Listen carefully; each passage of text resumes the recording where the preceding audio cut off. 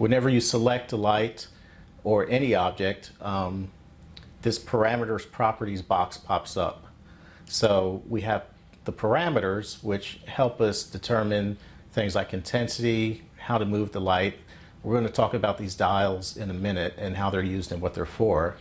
But on the other tab, the properties tab, is where we set the type of lighting that we want, whether we want ray trace shadows, whether we want shadows at all, whether we want the light to be animated, the size of the shadow, ambient occlusion, which we'll get into at another point, but it's a type of lighting that gives a very realistic, even kind of lighting feel to the scene.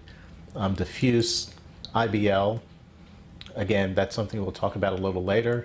And then we have the standard spot and infinite light. Spot is more directional light. Infinite light is the default light in Poser, and it gives an overall wash to the scene.